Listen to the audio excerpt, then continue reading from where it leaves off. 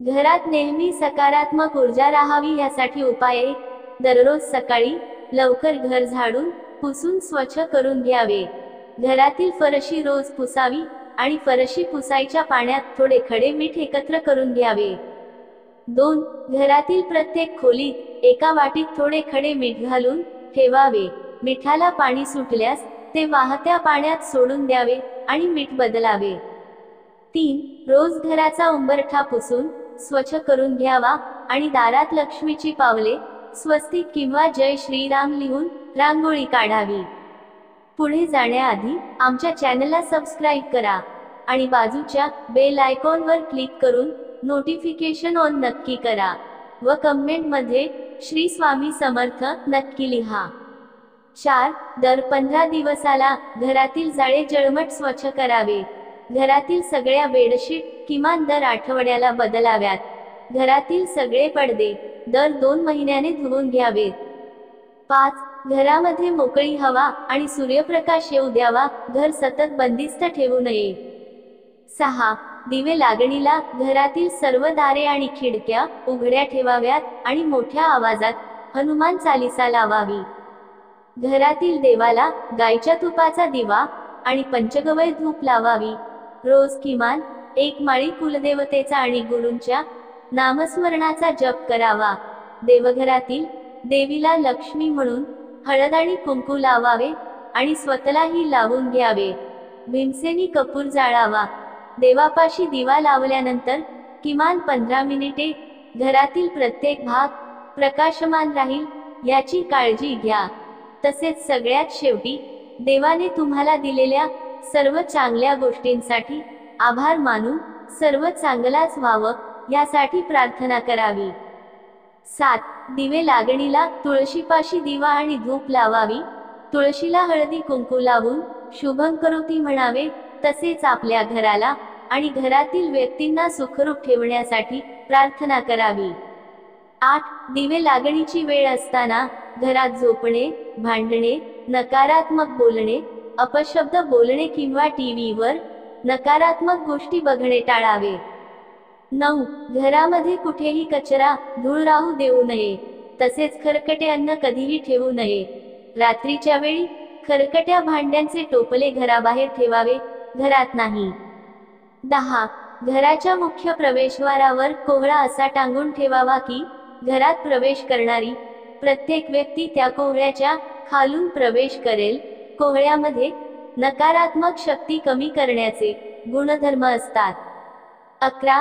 घराच्या सभोवती मन प्रसन्न करणारी फुलझाडे जरूर लावावी. तसेच मुख्य प्रवेशद्वाराशी एक तुळशीचे रोप लावावे.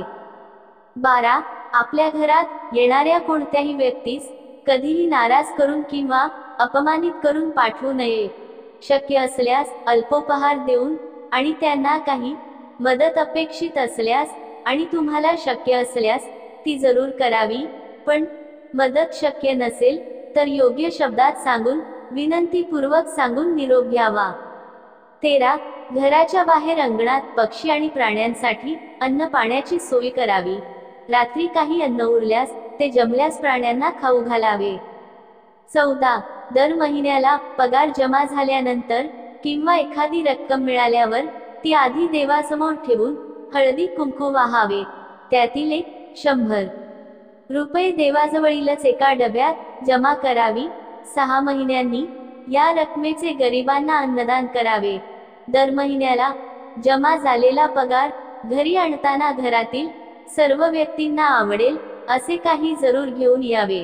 उदाहरणार्थ मिठाई. घरातील सर्व सदस्य आनंदी राहतील याची काळजी घ्यावी. 15. घर हे नेहमी धान्याने भरलेले असावे. घरामध्ये लागणाऱ्या वस्तू, किराणा, धान्य हे किमान 7 दिवसाचे, 15 दिवसाचे किंवा 1 महिन्याचे भरून ठेवावे. आज आणायचे, आज बनवायचे आणि आज खायचे असे करू नये. 16. घरामध्ये तुटलेले फर्निचर, चपला, बंद पडलेले घड्याळ, भंग पावलेल्या मूर्ती, रद्दी सामान ठेवू नये. घराचे प्रवेशद्वार नेहमी मोकळे आणि स्वच्छ ठेवावे. 17. घरामध्ये कुठेही पसारा किंवा अडगळ ठेवू नये.